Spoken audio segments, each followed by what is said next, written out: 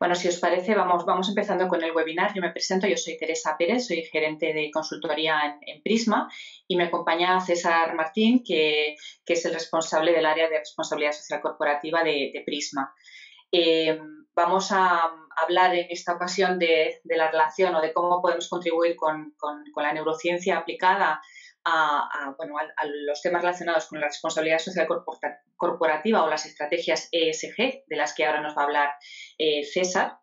Al final dejaremos un espacio para que podáis responder a vuestras dudas o vuestras consultas o comentarios y tenéis para ello habilitado, tenéis los micrófonos silenciados, pero tenéis en vuestro panel de la parte derecha un espacio donde podéis escribir las preguntas y luego intentaremos intentar responder a todas ellas. Si os parece, sin más dilación, os doy paso a César, que nos va a hablar de un poco del enfoque ESG, qué es, y después de esta introducción ya entraré yo con la parte de neurociencia. Todo en tus manos, César. Muchas gracias, Teresa. Buenos días a todos y a todas. Daros la bienvenida a este webinario. Yo quería, cuando Teresa me propuso participar en este webinario, me pareció muy interesante porque yo llevo trabajando pues muchos años ya en temas de tradicionalmente lo que llamamos responsabilidad social corporativa, ¿vale? Los tiempos van cambiando, nos vamos adaptando y resulta que hay una herramienta que es la neurociencia que puede parecer que no está conectada, pero cuando veamos en este webinario el contenido, nos vamos a dar cuenta que es súper útil, pero súper útil, quizá la más útil, a la hora de trabajar correctamente en responsabilidad social corporativa o ESG, como la conocemos actualmente, ¿vale? Mirad, simplemente quiero hacer un posicionamiento sobre los conceptos de sostenibilidad, responsabilidad corporativa y ESG, para entender un poco el camino que vamos a llevar en este webinar. Si tiramos de la definición clásica de sostenibilidad, ahí la tenéis, el informe Brundtland ya la definió como satisfacer las necesidades del presente sin poner en peligro la capacidad de las generaciones futuras para satisfacer las suyas propias. Es decir, oye, vamos a utilizar los recursos actuales, vamos a interactuar con la sociedad, con el medio ambiente, pero de tal manera que el que venga detrás pueda interactuar en el mismo nivel. Es decir, por decirlo de alguna manera, que no tengamos un impacto negativo que repercuta a las generaciones futuras. Esa es la definición clásica de sostenibilidad, ¿vale? Y siempre no debemos olvidarnos que no estamos hablando solo de medio ambiente, estamos hablando de sostenibilidad en el plano económico. Una empresa, si no es sostenible económicamente, nos olvidamos de hablar de lo demás. Es decir, para garantizar la sostenibilidad ambiental o social, primero hay que garantizar la sostenibilidad económica. Si una empresa cierra, olvidémonos de los empleados, de los proveedores, de los clientes, ¿vale? Por eso, dentro de la sostenibilidad entran estas tres grandes bolas. La primera, la económica; la segunda, la medioambiental, que es la que más nos viene a la cabeza cuando hablamos de sostenibilidad. Es decir, oye, si yo tengo un impacto medioambiental, si tengo emisiones, vertidos, vamos a ver que esas emisiones y esos vertidos no impacten de manera negativa, lo cual es muy complicado, ¿no? Es decir, toda interrelación tiene algún tipo de impacto, que no sea negativo o vamos a minimizar ese impacto negativo. Es complicado, pero es el objetivo de la sostenibilidad. Y por último, el social. Social interno, los empleados, y social externo, cómo nos relacionamos con las comunidades locales, con la sociedad en general, con nuestros grupos de interés. ¿Qué relación tenemos con ellos? Nuestra actividad hace que tengan un estado de bienestar mejor. Los proveedores, generamos riqueza, generamos empleo, etcétera, etcétera, ¿vale? Estos serían los tres pilares de la sostenibilidad: el económico, el medioambiental y el social. Y bueno, y hasta aquí la definición clásica de sostenibilidad. Si hablamos de responsabilidad social, tiene mucho que ver con la sostenibilidad, incluso son términos que llegan a confundirse. La responsabilidad social introduce un nuevo concepto que es grupo de interés, satisfacer las necesidades y expectativas de un grupo de interés o de nuestros grupos de interés. Para satisfacer esas necesidades y expectativas tenemos que ser sostenibles en la sociedad actual. Es decir, yo no puedo estar ayudando o colaborando con una ONG, con un banco de alimentos, con un programa de voluntariado, cuando resulta que estoy incumpliendo la legislación medioambiental o estoy privando de derechos a mis trabajadores. Es decir, de alguna manera, si quiero ser socialmente responsable con mis grupos de interés, tengo que ser sostenible. Por eso esos conceptos hoy llegan a confundirse, aunque no son exactamente lo mismo, ¿vale? Pero sí tienen la misma base, el de alguna manera, no tener un impacto negativo y, en la medida de lo posible, tener un impacto positivo. Eso lo vemos claramente en la parte social, que es la más visible de la responsabilidad social. Es decir, oye, ese impacto positivo yo lo puedo hacer, como decía, con programas de voluntariado, colaborando con ONGs, haciendo programas para ayudas a los más necesitados, a colectivos en riesgo de exclusión, programas de igualdad, ¿vale? Esa es la parte que más se suele relacionar con responsabilidad social corporativa, la parte de acción social, porque es la parte más visible. Pero evidentemente la parte económica, como decíamos, y la parte medioambiental también es muy importante. Bueno, hoy en día tenemos un término, una denominación nueva, que es ESG, que es más de lo mismo. Estamos hablando de lo mismo, estamos hablando de desempeño ambiental, de desempeño social y estamos hablando de desempeño en el ámbito del buen gobierno. No estamos hablando de cosas distintas al tema de sostenibilidad o de responsabilidad social, porque estas son las cosas que nos están demandando nuestros grupos de interés. Si es verdad que aquí no vemos claro la bola económica, porque entendemos que la bola económica es la primera, la que tiene que mantenerse. Entonces, como ya sabemos que de esa nos ocupamos, vamos a centrar nuestros esfuerzos en la parte medioambiental, social y buen gobierno. Terminología anglosajona que, bueno, pues está cuajando. A nivel europeo estamos utilizando esta denominación y es la que actualmente están empezando a trabajar las empresas. Pero es más de lo mismo. Sostenibilidad, responsabilidad social, ESG, estamos hablando de cosas muy similares y en algunos casos casi las mismas, ¿vale? Pero para que veáis aquí estas tres patas, medio ambiente, social y buen gobierno. Se saca un poquito la pata de buen gobierno dándole especial hincapié. No es que antes no estuviera metida, porque el buen gobierno está metido también en la pata económica, el buen gobierno económico, está metida en la parte social, ética, derechos laborales, derechos humanos, y está metida también en la pata medioambiental. Si nos apuramos, cumplimiento de legislación medioambiental. Pero bueno, aquí en esta denominación anglosajona se saca fuera para darle una especial importancia, ética y buen gobierno, ¿vale? Bueno, pues partiendo de estos tres pilares, la siguiente pregunta es, ¿cómo trabajaríamos o cómo conseguiríamos que nuestra empresa tenga un reconocimiento en materia de ESG?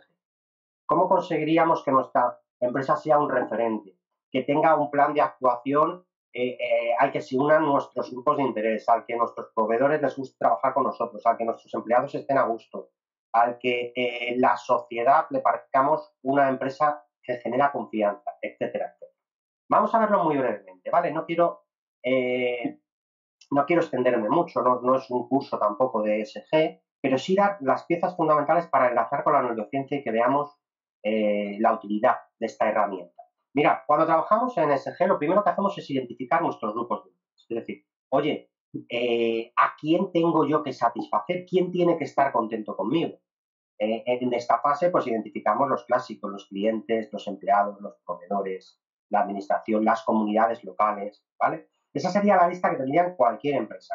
Si queremos trabajar bien, tendríamos que segmentar, priorizar, es decir, no son lo mismo empleados que trabajan en fábrica que los empleados que trabajan en oficina, o los empleados que están con dispersión geográfica, los empleados que están en la sede central. Sus necesidades y expectativas son lo mismo. Proveedores igual, no es lo mismo el proveedor de bombillas que el proveedor que me da elementos básicos para mi cadena de producción o para prestar mi servicio, ¿vale? Tenemos proveedores estratégicos y tenemos otros proveedores. Entonces, eso tenemos que priorizarlo, segmentarlo y priorizarlo, como vemos en la fase siguiente. ¿Para qué? Para saber a quién tengo que dirigirme, para saber con quién tengo que centrar mi servicio, ¿vale? Una vez que yo ya tengo priorizados, segmentados y priorizados estos grupos de interés, el siguiente paso es el diálogo con estos grupos de interés. Y aquí es donde fallan las empresas. Me explico. Normalmente cuando establecemos un plan de responsabilidad social, un plan de sostenibilidad, un plan de SG, llamadlo como queráis, las empresas pues se reúnen, deciden qué van a hacer o les vienen dadas. Oye, resulta que un cliente me ha propuesto participar en esta acción o un proveedor o incluso los empleados me han propuesto que trabajan con una ONG, vamos a colaborar con esa ONG. Bueno, eso suele ser habitual. Incluso cuando hacemos diagnósticos de ESG y preguntamos a las empresas, oye, ¿por qué estás trabajando en esto? Bueno, la respuesta suele ser porque tradicionalmente lo hemos hecho, porque se nos acercó esta organización y nos parece interesante, porque está de moda la huella de carbono o porque lo hemos visto que lo hace la competencia. Bueno, todas esas razones no son suficientes para trabajar en esa línea, ¿vale? Si queremos tener la certeza de que lo que estamos haciendo impacta y es valorado por mis grupos de interés, tenemos que establecer el diálogo. el diálogo con esos grupos de interés. Es decir, imaginaros, cuando llega el Día de Reyes, los niños normalmente hacen la carta a los reyes, ¿vale? Esa carta le dicen a los Reyes Magos, les están diciendo lo que quieren que les cuente. Imaginaros que en esa carta le están diciendo, oye, pues que quieren una bicicleta, ¿vale? Y quieren una bicicleta, la más bonita que para ellos consideran, que es la que han visto a sus amigos, que llevan viendo los anuncios de televisión mucho tiempo, etcétera, etcétera. Y escriben la carta con la bicicleta. Pero resulta que cuando los reyes van al centro comercial a comprar la bicicleta, ven un castillo de piezas de construcción precioso, que todos los niños se arremolinan e incluso es más caro. Y entonces los reyes magos deciden, oye, voy a comprar este castillo, porque me parece maravilloso, le va a encantar más. Claro, lo normal que puede pasar y que va a pasar es que cuando el niño se levante el día de Reyes y encuentre el castillo y no encuentre la bicicleta, se va a llevar pues una desilusión. A la larga, nosotros le convenceremos y empezará a jugar y verá que el castillo también es muy chuli, pero él quería la bicicleta, ¿vale? Con este diálogo con grupos de interés, nosotros lo que hacemos en nuestros grupos de interés escriban la carta a los reyes. No nos inventamos lo que le traemos. Es decir, oye, ¿qué es más importante para ti? ¿Mi compensación de huella de carbono o un plan de reducción del consumo energético o un plan de energías renovables? ¿Qué es más importante para ti? ¿Colectivos en riesgo de exclusión o igualdad y discapacidad? Es decir, ¿cuáles son los temas de interés para ti? ¿Vale? Y esa es la carta a los reyes que yo con el diálogo hago que escriban mis grupos de interés. Tradicionalmente, ¿cómo hacíamos esto? Bueno, pues esto se hace con entrevistas personales, se hace con encuestas, se hace con focus group, ¿vale? A partir de aquí, estos grupos de interés me dicen qué les gustaría que les trajera y yo decido y defino esa estrategia de responsabilidad social. Defino una estrategia a la cual luego hago un seguimiento, marco objetivos y voy incorporando mejoras. Es decir, establezco un ciclo de mejora continua. Pero la base de mi plan son cosas de interés para mis grupos de interés, cosas que yo no me imagino. Es decir, yo no pienso que el castillo le va a gustar, que puede que acierte. Es decir, se lo pregunto directamente a él, ¿vale? Y como decía, tradicionalmente lo estamos haciendo con encuestas, con focus group y con entrevistas personales. De todos estos métodos, el que más solía funcionar es el focus group porque tiene un intercambio de opinión, diálogo y demás, ¿vale? Pero claro, ahora nos encontramos con una herramienta que supera con mucho a las anteriores, que es la neurociencia.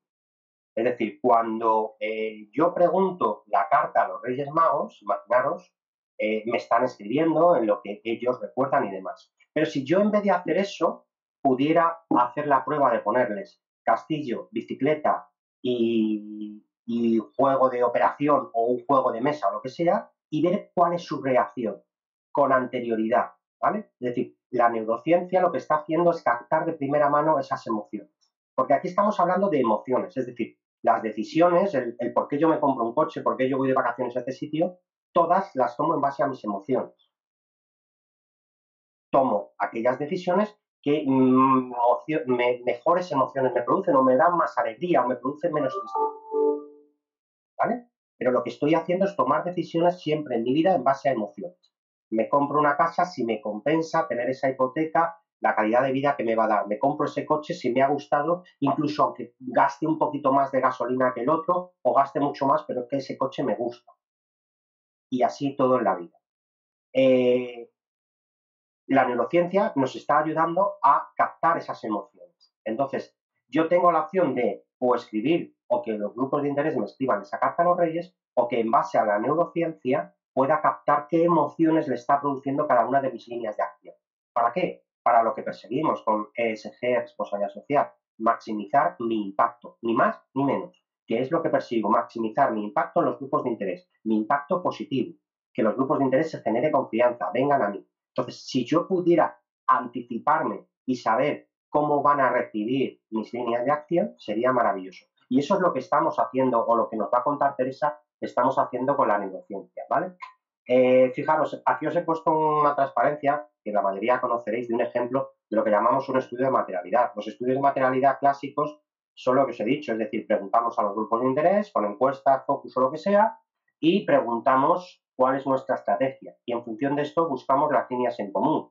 y encontrar los puntos de alta prioridad. O sea, aquí tendréis biodiversidad, y I+D, cumplimiento normativo, salud y seguridad en el trabajo. Bueno, pues los temas que han resultado importantes para mis grupos de interés y para la propia organización, ¿vale?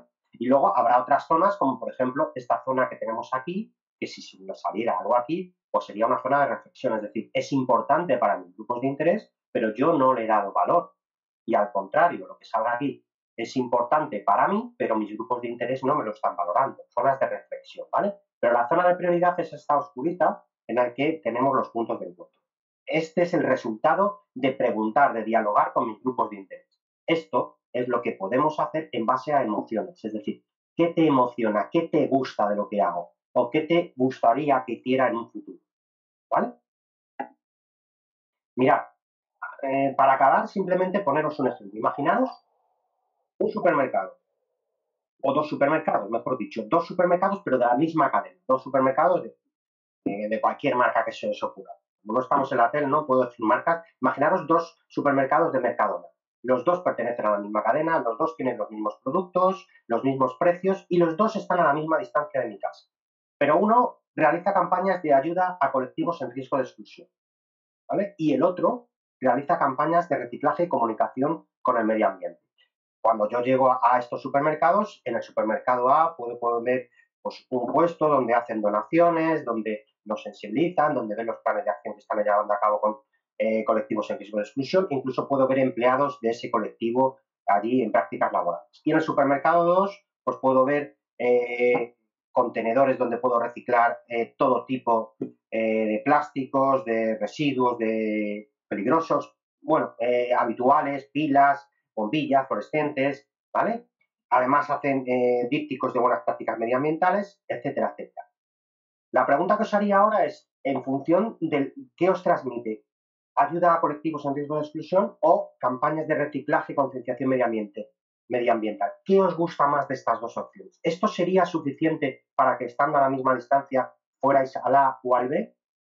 Esta es la cuestión. Y esta es la cuestión que yo, en este ejemplo tan básico, podría analizar con la neurociencia. Es decir, en base a las herramientas que nos va a contar Teresa, yo podría saber si en mi supermercado o en mi negocio pongo en marcha una campaña de sensibilización medioambiental o pongo en marcha una campaña de ayuda a colectivos en riesgo de exclusión. Cosas tan diferentes que impactan de distinta manera, pero que yo tengo que saber cuál te va a gustar más.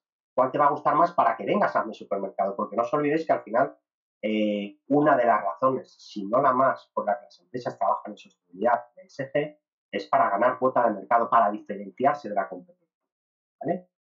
Además es que es una necesidad, o estás o no estás en el mercado. Pero ya que lo tengo que hacer, lo voy a hacer de tal manera que vengas a mi supermercado, que mis acciones te emocionen, que es de lo que trata la neurociencia, ¿vale? Y ahora voy a dar paso a Teresa. Si queréis al final dudas, preguntas que tengáis sobre estos temas, volvemos a ello, ¿vale? Pero quiero que, Teresa, nos vas a contar ahora, seguro, cómo medimos esas emociones, cómo podemos hacer que nuestros grupos de interés elijan de la manera más adecuada las líneas que vamos a poner en marcha antes de ponerlas en marcha, ¿verdad?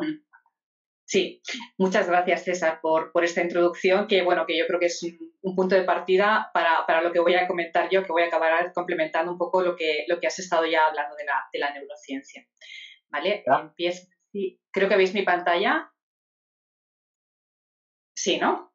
Vale, perfecto. Bueno, pues empezamos. Para los que no conocéis Prisma, bueno, es una empresa española que... Ay, perdón, que se me ha quedado aquí esto bloqueado.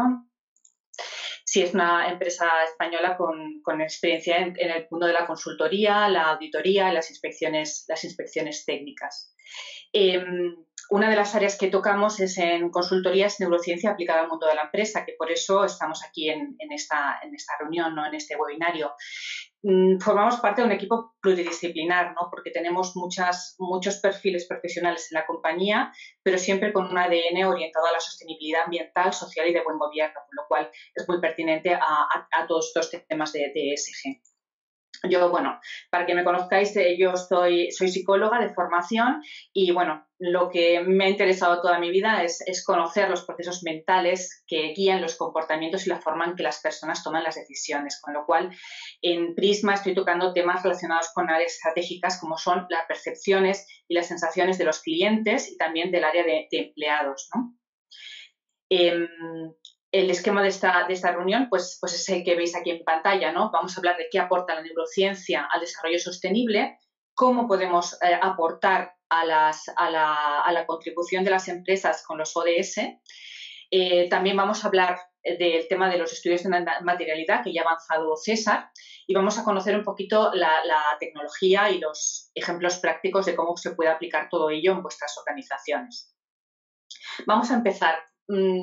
Os preguntaréis, ¿qué relación tiene la neurociencia con la sostenibilidad? Bueno, lo cierto es que los conocimientos, los recursos, las técnicas y las herramientas de la neurociencia y la psicología cognitiva tienen mucho que aportar en el momento de implementar acciones que contribuyen a la consecución de las estrategias ESG, los planes de actuación o cómo podemos contribuir a los objetivos de desarrollo sostenible. Pues, ¿cómo lo hacemos?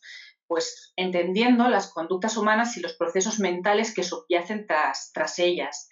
Muchos de estos son inconscientes, con lo cual nos permite una mejor definición de las estrategias y los planes de acción para abordar objetivos de mejora continua en materias de sostenibilidad en general, ¿vale? Podemos ayudar a las empresas a dar respuestas a preguntas como, bueno, ¿se creen de verdad las personas, nuestros grupos de interés, lo que informamos sobre nuestro comportamiento responsable y sostenible?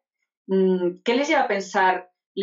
¿Algo le puede llevar a pensar que es solo una campaña de greenwashing? ¿O cómo reaccionan emocionalmente, ¿no? ¿Qué contenidos o acciones generan más impacto emocional? ¿Vale? Todo esto intentamos responder. En psicología y neurociencia aplicada a ESG, lo que hacemos es investigar e intervenir cómo facilitar el cambio de comportamiento que promueve el fortalecimiento de los 3 pilares de los que nos ha hablado César en el enfoque ESG. Yo pienso que la labor de los profesionales que estamos trabajando en esto adquiere un valor importante en el momento de realizar los estudios de materialidad, ¿no? Porque nos ayuda a establecer un mejor diálogo con los grupos de interés o realizar acciones de sensibilización y de concienciación en las cuestiones medioambientales y sociales. Una primera idea que os quería transmitir es que la imagen que tiene una persona, ya sea un cliente o un proveedor o cualquier otra parte interesada, sobre la sostenibilidad de las compañías se construye a base de percepciones. Hay que entender que las decisiones que toman los grupos de interés sobre si una compañía está o no verdaderamente comprometida con la sostenibilidad dependen de un conjunto de percepciones individuales que son absolutamente subjetivas. Por eso tiene sentido contar con las enseñanzas de la neurociencia. Sabemos que los procesos mentales que se producen en el cerebro cuando percibimos la realidad o cuando tomamos decisiones o adoptamos determinados comportamientos o conductas son en más de un 85% inconscientes y tienen un elevado componente emocional. Además, tenemos que tener en cuenta que no todas las personas reaccionamos igual ante un mismo estímulo, ya que estamos constantemente filtrando la información que entra por nuestros sentidos y, por otra parte, estamos muchas veces sujetos a algunos sesgos perceptivos que están condicionados por un sistema de creencias que hemos construido a partir de nuestras experiencias previas. Todo esto lo que hace es condicionar nuestra interpretación subjetiva de la realidad. Por ello, cuando estudiamos en una organización cómo las partes interesadas reaccionan ante un comportamiento de la organización en cuestiones de responsabilidad social, hay que ser muy precisos y hacer un análisis profundo que considere también los aspectos emocionales inconscientes, que no es tan fácil como hacer una encuesta y conseguirlo de esta manera. ¿Vale? Hay algunos principios y enseñanzas de la neurociencia cognitiva que nos explican muchos comportamientos en la toma de decisiones de las personas. Os voy a hablar de algunos de ellos.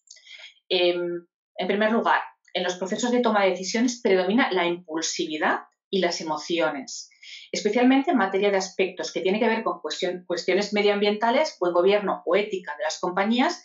La parte emocional es muy importante, ya que el valor de la responsabilidad social es algo que va adquiriendo cada día más importancia con la coyuntura de emergencias climáticas que tenemos ahora mismo. La sostenibilidad y la ética son hoy en día un disparador, lo que llamamos trigger, con carga emocional importante. También os hablaré de las neuronas espejo, sin extenderme demasiado, ¿no? Las neuronas espejo hacen que imitemos el comportamiento de otros. En comunicación sobre asuntos relacionados con la sostenibilidad, ayuda a que nos sintamos identificados con las personas que aparecen en los contenidos que podamos estar mostrando de una campaña, digamos, de RSC, mostrando comportamientos solidarios o comprometidos con el medio ambiente. También quería hablaros de la memoria, porque por supuesto la memoria es selectiva y solo nos acordamos de lo que nos interesa realmente o aquello que nos ha impactado emocionalmente. Tendemos a recordar lo que nos impacta más emocionalmente, que tiene una intensidad alta. Hay que atender a estos aspectos, ya que, por ejemplo, un incidente negativo que haya ocurrido en una empresa en el pasado, pues, por ejemplo, un vertido, ¿no? Un vertido sobre el medio ambiente en una zona protegida o de alto valor en biodiversidad, esto puede dañar, puede impregnar a la imagen de marca hasta muchos años después, aunque en la actualidad la empresa tenga un comportamiento responsable, es algo que se puede haber quedado porque nos ha impactado mucho emocionalmente. También decir que realmente reescribimos recuerdos, nos inventamos los recuerdos de alguna manera. Hacemos una construcción de nuestras experiencias inventada y muchas veces utilizamos mecanismos de defensa o para un poco dotar de orden, ¿no?, al mundo, ¿no? También habéis oído hablar, supongo, de los sesgos cognitivos. Los sesgos cognitivos también nos afectan a nuestra percepción de la realidad. Por ejemplo, el sesgo de anclaje. Tendemos a dar más credibilidad a los argumentos que ya son acordes con nuestras creencias previas. Si hemos, por ejemplo, tenido una mala experiencia laboral en una multinacional porque bueno, nos explotaban o lo que sea, tenderemos a pensar que todas las multinacionales tratan mal a sus trabajadores. Por lo que hay que hacer un esfuerzo sustancial para contraargumentar esta creencia con evidencias y hechos que ayuden a reeducar nuestro cerebro y también cambien nuestra forma de pensar, cambien estos patrones de pensamiento. Bueno, en base a todo ello, todas estas enseñanzas, que me he limitado a daros algunas pinceladas nada más, podemos responder con ayuda de la neurociencia a este tipo de preguntas, ¿no? ¿Qué es de todo lo que hago en ESG, qué impacta y qué no en mis grupos de interés? ¿Voy a conseguir un retorno de la inversión cuando yo hago esta acción de responsabilidad social? ¿Qué información o contenidos tengo que destacar en mi memoria de sostenibilidad para atraer, para realmente informar de los asuntos materiales, de los asuntos que importan realmente a las partes interesadas? ¿Cómo valorarán los inversores el esfuerzo que hacemos invirtiendo en sostenibilidad? A todo ello podemos responder, ¿no? Muchas veces cuando preguntamos directamente con encuestas a los grupos de interés, lo que hacen es que nos dan una respuesta, pero luego en su mente algo les impulsa a hacer todo lo contrario. Y con esto no quiere decir que la gente mienta, ¿no?, en las encuestas, simplemente que hay un procesamiento mental interno que es inconsciente y que hace que racionalicemos estas respuestas, ¿no? Las racionalizamos porque, bueno, a veces por convenciones sociales, porque queda mal decir según qué cosas, a veces porque tratamos de inhibir nuestros verdaderos impulsos irracionales, ¿no? Por otra parte, hay una parte de nuestros deseos más profundos inconscientes al que no tenemos acceso, ¿no? En definitiva, lo que acaba pasando es que a veces hay una diferencia entre lo que los grupos de interés nos dicen en una encuesta y luego lo que realmente piensan de verdad. Y es en esto donde la neurociencia yo creo que puede aportar. También os quería comentar, hacer una reflexión sobre que con la neurociencia también podemos conocer mejor cómo afecta la responsabilidad social empresarial al comportamiento del consumidor. Los consumidores cada vez son más críticos y tienen a su alcance pues, cada vez más cantidad de información sobre las compañías, desde la información que se da en las páginas web, en las comunicaciones que se hacen, lo que aparece en los medios y otra serie de ítems que llegan, pues, que pueden ser incluso opiniones de otros consumidores o de otros clientes. Todo esto es muy crítico, o sea, son consumidores cada vez más críticos y que se lo miran cada vez todo más con lupa, ¿no? El comportamiento responsable de las empresas va a ser evaluado por los clientes, ¿vale? Los actuales y los potenciales también. Y en función de la imagen que consigamos con nuestra comunicación, va a repercutir en el comportamiento futuro del consumidor. Es decir, si al final acabará comprando o no acabará comprando, el ejemplo que ponía César con el supermercado, ¿no? Os quería comentar un estudio que se realizó por la Fundación ADECO en 2016 que nos demostró la influencia de la responsabilidad social de las empresas en la decisión de compra de los consumidores. En este estudio se descubrió que un 49%, es decir, casi la mitad, afirma que tiene ya un comportamiento selectivo a la hora de tomar su decisión de compra y considera criterios de responsabilidad empresarial a la hora de adquirir un bien o un producto. Y hay un 20% además adicional que actualmente no considera criterios de responsabilidad social en su decisión de compra final, pero lo hará en el futuro. Y esta tendencia es una tendencia que va increciendo. La sociedad en general, los clientes, los inversores, cada vez más se buscan compañías sostenibles, que respeten el medio ambiente y la sociedad y desde luego que tengan un comportamiento ético y responsable. Por eso es muy relevante invertir en RSC, hacer una buena comunicación. Algunos ejemplos que os quería enseñar, pues un caso de éxito, por poner un caso de éxito, entre otros muchos, por supuesto, Carrefour ha conseguido fidelizar a sus clientes con una estrategia pues, sostenida en el tiempo. Desde hace muchos años lleva comprometido con el medio ambiente y continuamente enfoca sus campañas de comunicación en el aspecto ambiental. Apuesta, por ejemplo, por productos ecológicos, temas de biodiversidad, evitar el despilfarro alimentario, reducir los residuos, apoyar la agricultura y la pesca sostenible. Ha recibido diversos premios. En fin, todas estas cosas al final acaban llegando a la mente del consumidor y de un consumidor que está cada vez más comprometido con el medio ambiente y con la sostenibilidad. Es justo en el momento de definir su apuesta cuando se hacen estos estudios de materialidad que ha comentado César para saber qué es importante para las partes interesadas. En este momento la neurociencia puede ayudar a detectar los insights y las motivaciones profundas de las personas. Bueno, también quería comentaros brevemente un poco cómo podemos contribuir cómo la neurociencia puede contribuir también a la contribución que hacen las empresas con los ODS y podemos actuar desde este ámbito en las 5 Ps, ¿no? de los ODS, ¿no? Las personas, planeta, prosperidad, paz y, bueno, partnership, que llamamos más alianzas, ¿no? Para conservar las 5 Ps dejamos el tema partnership. Con respecto a las personas, en relación con las personas trabajadoras, la intervención de la neurociencia es muy amplia, dado que abordamos cuestiones como las que están relacionadas con los valores, que no dejan de ser constructos mentales. Trabajamos el propósito, que tiene que ver con los sistemas motivacionales de las personas, con temas de la cultura de las organizaciones o el compromiso de las plantillas, que se construyen también a base de emociones. Estamos contribuyendo con herramientas de neuromanagement para alcanzar la felicidad en el trabajo, trabajamos temas del clima laboral, conciliación de la vida personal y profesional, la gestión de la igualdad y diversidad, que son son aspectos que condicionan un poco la percepción de los asuntos materiales de los trabajadores, ¿no? También, bueno, trabajamos temas de neuromanagement y que permiten también a las personas ayudar a tomar conciencia de cómo su cerebro emocional funciona al margen del cerebro racional o neocórtex, ¿no?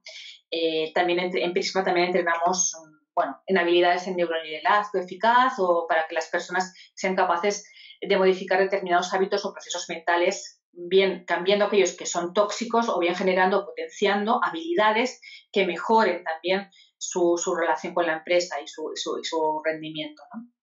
En conclusión, la neurociencia sí que nos ayuda a entender los procesos mentales y emocionales que se esconden tras los comportamientos de las personas y, por lo tanto, nos da herramientas para hacer una mejor gestión emocional, potenciando pues, temas de la toma de conciencia para evitar el efecto de sesgos cognitivos de los que hemos hablado antes, ¿no? También en relación a la sociedad en general, ¿no? En cuanto hablamos del área de personas, ¿no? De la P de personas. Cuando hacemos estudios de materialidad incorporando los conocimientos de la neurociencia, obtenemos una perspectiva profunda de los insights de la ciudadanía, de sus necesidades, de sus expectativas, de sus creencias, de sus estilos de vida, de sus prácticas culturales, de todo ello. Entonces, podemos optimizar lo que es la neurocomunicación para conseguir también un consumo más consciente y responsable. ¿Vale? Podemos ayudar a hacer mejor sensibilización que ayude al cambio de comportamiento hacia un modelo más sostenible. También la neurociencia nos ayuda en la modificación de conductas e incremento de la motivación de las personas cuando, por ejemplo, estamos gestionando planes de voluntariado o planes de acción social. Sabemos identificar qué elementos activan las emociones y les hacen estar más comprometidos con las acciones que contribuyen a los ODS. En la P de planeta, bueno, pues aquí os quería hablar de la psicología ambiental, que es una disciplina en auge que analiza la relación de las personas con el entorno y los conocimientos sobre el cambio de comportamiento con el fin de disminuir los efectos adversos en el cambio climático. Aquí se trabaja en la actuación del ser humano para trazar un plan que pueda corregir comportamientos poco responsables con el medio ambiente. Las contribuciones de esta disciplina se han inclinado sobre todo a identificar, entender e intervenir para el cambio de variables psicológicas y sociales en relación con todo lo que es el medio ambiente, ¿no? Aquí en Prisma contribuimos, por ejemplo, diseñando planes de comunicación, de sensibilización o de percepción del riesgo medioambiental para que las organizaciones y la población también tome más conciencia de las cuestiones climáticas e impulse el cambio comportamental, ¿no? Con la neurociencia identificamos motivaciones o triggers emocionales que permiten incrementar el compromiso, ¿no? En ese sentido es nuestra pequeña aportación. Y por último, en las 3 P's de prosperidad, paz y partnership, la contribución también yo creo que es evidente, ¿no? Para conseguir el bienestar de las personas. Ponemos nuestro granito de arena para transformar patrones organizacionales, institucionales que deterioran la sociedad. Gestionamos propuestas para el incremento de la productividad de las empresas, también a partir de la motivación de las personas, el liderazgo consciente, y apoyamos con nuestros conocimientos en gestión emocional para mejorar las alianzas y las relaciones interpersonales entre las organizaciones, que a veces es un punto pues, muy importante. Por último, vamos a entrar en el foco que son cómo podemos ayudar a los estudios de materialidad. Bueno, en Prisma contamos con una innovadora metodología que nos permite llevar a otro nivel los estudios de materialidad, ¿no? Como complemento, no quiere decir que esto vaya a sustituir a las técnicas tradicionales como los focus groups o las entrevistas, pero sí que nos aporta un plus a nivel de que descubrimos qué ocurre a nivel inconsciente y cuáles son las auténticas emociones y motivaciones de las partes interesadas. Es decir, lo que hacemos es, un poco por lo que os he ido explicando, vamos más allá de lo declarado. Y lo que hacemos es monitorizar directamente las reacciones del cerebro con unos sensores biométricos, ¿no? Entre las técnicas que utilizamos incluimos pues, técnicas software y hardware neurocientífico que os comentaré sin muchos, digamos, temas técnicos que os puedan despistar, ¿no? Con esta metodología vamos a atender a 4 aspectos fundamentales que he representado en esta diapositiva. Por un lado, la atención. Analizamos cómo funcionan los procesos mentales de atención, es decir, desentrañamos los elementos o estímulos que están generando interés de las personas y que hacen que su atención se focalice en ellos. Es decir, ¿a qué atienden?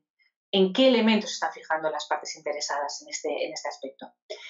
Evaluamos también las emociones que evocan determinados estímulos y podemos determinar hasta qué emoción se trata, es decir, de las emociones básicas, pues alegría, tristeza, sorpresa, asco, miedo, todo esto lo podemos medir y parametrizar y evaluamos también si esta emoción es positiva o negativa y también determinamos el grado de intensidad, si tiene una intensidad baja o alta. También trabajamos pues, averiguando qué elementos activan el recuerdo. Ya hemos hablado de que reescribimos recuerdos, ¿no? Como os he comentado. Entonces, ¿cómo funciona el recuerdo en todo lo que las partes interesadas están percibiendo? Y también la disonancia entre lo que realmente ha sucedido, la parte más objetiva, con lo que realmente se queda en la mente de las personas, ¿no? Y por último, y yo creo que es lo que aporta un valor, es que tratamos de predecir las conductas. La neurociencia tiene este valor predictivo de conductas y comportamientos. De hecho, bueno, en psicología y neurociencia siempre hemos tratado de comprender y explicar el porqué del comportamiento humano con el fin de predecirlo, de avanzarnos y predecir conductas futuras, ¿no? Y en última instancia también de intervenir para favorecer que se produzcan determinadas conductas positivas o deseables, o bien que comportamientos nocivos o perjudiciales puedan llegar a evitarse. También, bueno, decir que los avances en tecnología neurocientífica cada vez nos ponen más fácil atender a la parte inconsciente, pues porque cada vez se está avanzando muchísimo en la investigación del cerebro y aparecen pues cada vez tecnologías y técnicas más sofisticadas y también accesibles, que no es algo prohibitivo a nivel de costes, ¿no? También. Os voy a enseñar algunas tecnologías y algunos ejemplos de aplicaciones. Bueno, en cuanto a tecnologías, os voy a hablar de estas cuatro alternativas. Una es el tracker, la medición de la respuesta galvánica de la piel y también la medición del ritmo cardíaco como medición de la intensidad emocional. El facial coding, que nos permite evaluar las emociones a través de la codificación facial de los gestos de la cara. Y técnicas que están relacionadas con la neuropsicología. Vamos a verlos un poquito más en detalle y os enseño pues, algunos ejemplos, ¿no?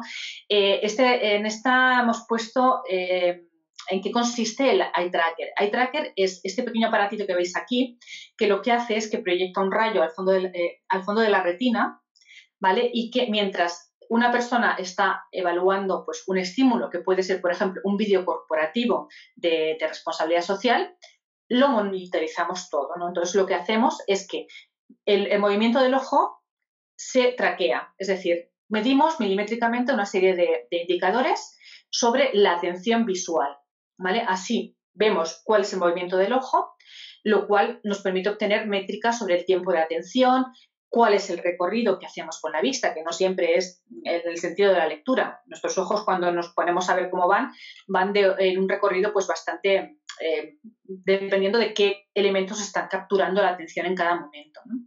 Entonces, se generan mapas de calor como el que vemos en la imagen, en el que los puntos que están en rojo son las zonas calientes, digamos, donde se ha recibido más información, o sea, más atención, porque la información que contiene ha capturado la atención de las personas, que es algo importante para ellos, ¿no?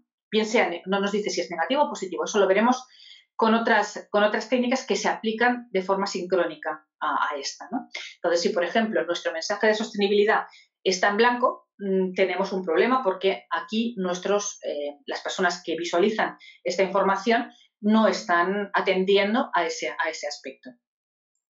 Tenemos también lo que es la medición de la respuesta galvánica de la piel, que es este aparatito que veis aquí, que se coloca sobre la superficie de los dígitos de la mano, y medimos la respuesta emocional a nivel de grado de transpiración de las glándulas sudoríparas eccrinas, ¿vale?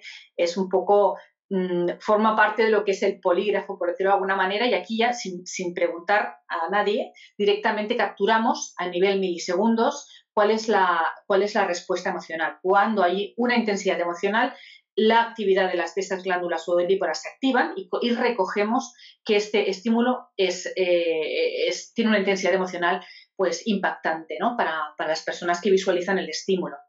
También lo coordinamos lo combinamos también con la medición del ritmo cardíaco a nivel milimétrico previa calibración, ¿no? Y aquí, pues, por ejemplo, en la diapositiva que os he puesto, veis que, por ejemplo, podemos ver un vídeo que puede ser cualquiera de la compañía en el que estamos hablando de sostenibilidad y vemos cuándo hay disparadores emocionales y se generan pues estos picos emocionales y sabemos entonces ante qué estímulos han reaccionado bien emocionalmente las personas que lo visualizan, ¿no? Todos estos experimentos no os lo he comentado, pero se hace con una muestra, hacemos como una muestra de personas, igual que cuando hacemos un focus group convocamos a una muestra de personas y les sometemos a ese tipo de experimentos a nivel neurocientífico.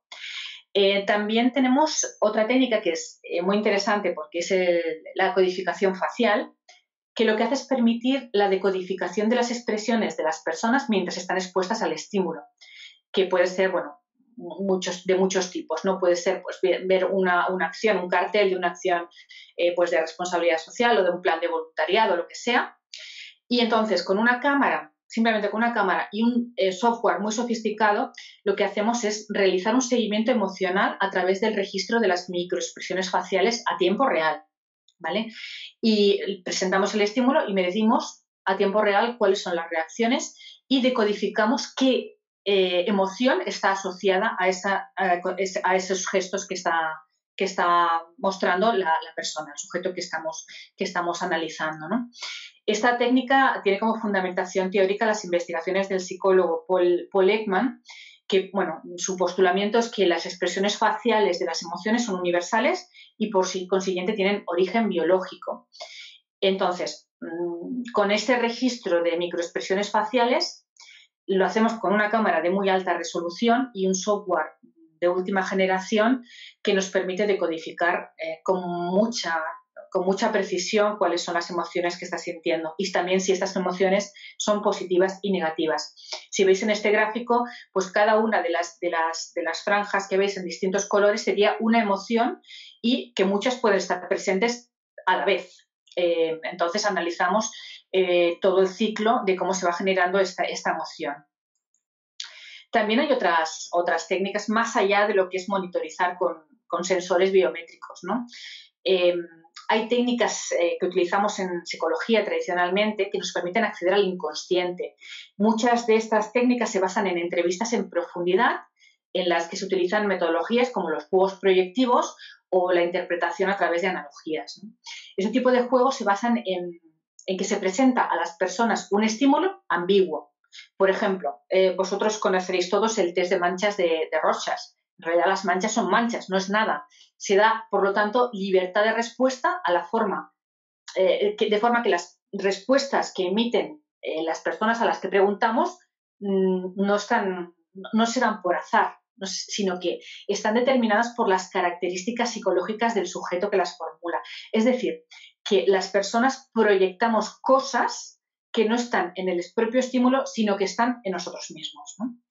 ¿Vale? También hay otras técnicas como la medición de tiempos de reacción, que medimos pues, los procesos emocionales inconscientes se miden en milisegundos porque tomamos decisiones ultra rápido. Por tanto, podemos discriminar que las reacciones, las respuestas que tienen menor tiempo de reacción han surgido realmente de la parte emocional, ¿vale? No, si meditamos y damos una respuesta mucho más tarde, es que hay un procesamiento interno que está funcionando y que nos retrasa, ¿no? Que no está saliendo directamente del inconsciente, ¿no? También jugamos con otros temas como la asociación automática de ideas, que bueno, se plantea como un juego, pero al final la desinhibición que cogen las personas nos hace ver la verdadera naturaleza de las emociones que están detrás. Y bueno, aquí os he puesto algunos ejemplos de cómo lo podemos aplicar, ¿no? Este sería un ejemplo en esta diapositiva, pues podéis ver que aquí tendríamos un vídeo, ¿no? Un vídeo, pues una posible aplicación sería esta, evaluar las reacciones emocionales a un vídeo corporativo de responsabilidad social, ¿no? Aquí lo que podemos responder son a estas preguntas, ¿no? ¿Qué elementos y escenas provocan emociones positivas? ¿Qué contenidos puedo potenciar o cuáles tengo que obviar porque no son importantes para las partes interesadas? Y también la credibilidad, ¿no? Si las personas se creen el mensaje, ¿no? Si esto que estamos diciendo lo ven realmente que es cierto y que vamos a llevar a cabo este tipo de acciones, ¿no? Al final, con todo esto, analizamos fotograma por fotograma y medimos en cada momento cuáles son las reacciones emocionales y nos permite pues, tomar decisiones, ¿no? Podemos hacer un diagnóstico motivacional completo de materiales pues, de comunicación de responsabilidad social, ¿no? Puede aplicarse a un vídeo, pero también puede aplicarse pues, a un cartel, a un folleto, a algo que se ha puesto en una página web, etcétera, ¿no? Al final conseguimos pues identificar mejoras para hacer, si estamos elaborando este vídeo de sostenibilidad, pues para la composición final seguramente podremos utilizar muchos de estos resultados que obtenemos en este tipo de estudios. También os he puesto otro ejemplo, ¿no? Podríamos comparar dos posibles acciones de RSC, como el caso que ponía César con el supermercado, pues para ver la diferencia de impacto emocional, ¿no? Podemos decir, bueno, vamos a presentar a una muestra de sujetos las dos acciones y medimos para ver cuál es la importancia que tiene para cada uno de ellos, cómo reaccionan emocionalmente. Por lo tanto, podemos decantarnos si tenemos al final que priorizar acciones y tenemos dudas entre un par de acciones, pues podemos tomar una decisión al respecto sobre cuál es la acción que mejor resultado tendría o mejor aceptación tendría entre las partes interesadas. Y otra opción también, que esta es muy transversal y casi todas las empresas pues tienen un apartado de sostenibilidad en sus páginas web, es evaluar la navegación web que hace una persona. Monitorizamos con todos los sensores que hemos estado comentando de forma sincrónica, es decir, vamos a medirlos y vamos a aprovechar toda la información de todos los sensores. Y lo que hacemos es, bueno, evaluar la percepción que tienen las personas que hacen esta prueba, ¿no? ¿Vale? Que nos va a reflejar un poco cómo reacciona pues, ante la identidad corporativa, la imagen, si los mensajes claves de sostenibilidad se están atendiendo a ellos, bueno, si pasa algo desapercibido que podamos potenciar. Con todo esto, también lo que podemos hacer es optimizar el contenido que tenemos en nuestra página web de sostenibilidad y mejorarla para poder dar una mejor respuesta a todo lo que las personas pues perciban, ¿no? Y bueno, como conclusión ya me quedo aquí, ya he pasado al turno de preguntas, pero quería hacer una reflexión final, ¿no? Que es que, bueno, al final las emociones y los procesos de toma de decisiones y comportamientos están impregnando todos los aspectos de nuestra vida, ¿vale? Podemos aprovechar todo este conocimiento de cómo pensamos las personas, de cómo actuamos para contribuir a un mejor comportamiento respecto al medio ambiente, la sociedad, la ética y el buen gobierno, ¿no? Para, entre todos, contribuir a hacer un mundo mejor.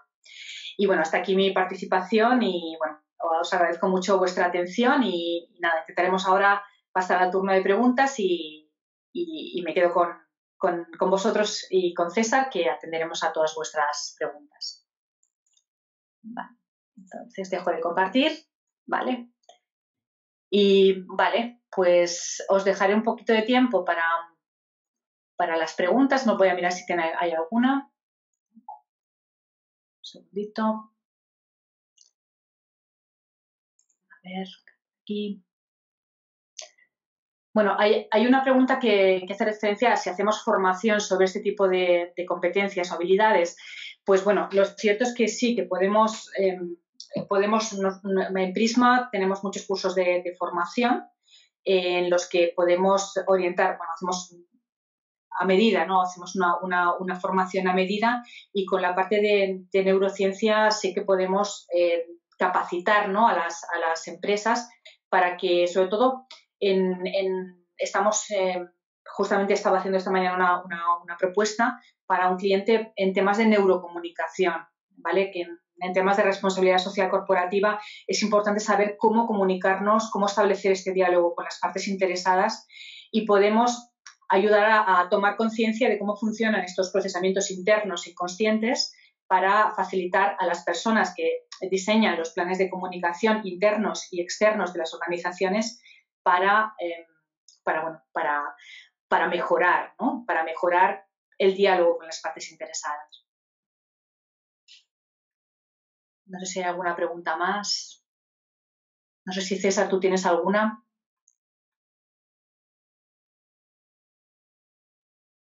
Por mi parte no, Teresa. Yo creo que ha quedado muy claro cómo se complementan y cómo puede ser una herramienta ya no complementaria, sino indispensable para poder trazar adecuadamente esa estrategia de ese.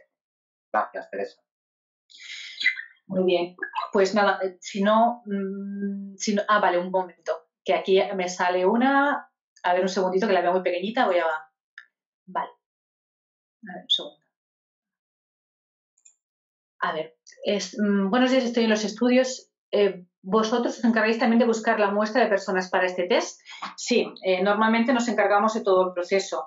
Estos estudios lo que hacemos es, como digo, intentar buscar una muestra que sea representativa de todas las partes interesadas. Es decir, que estimamos una muestra que cumpla con una serie de criterios de forma que garanticemos la representatividad de las partes interesadas. Es decir, que si entre nuestros consumidores somos una organización que vendemos un producto destinado pues a B2B, pues cogemos un perfil digamos, de clientes que respondan a estos criterios, o si es una empresa de gran consumo que esté dirigido pues más a personas de más de 50 años, pues nos encargamos de buscar esta representatividad, hacemos un reclutamiento de esta muestra para hacer los test, evidentemente siempre con consentimientos informados y respetando pues todos los temas de protección de datos y los consentimientos que son necesarios para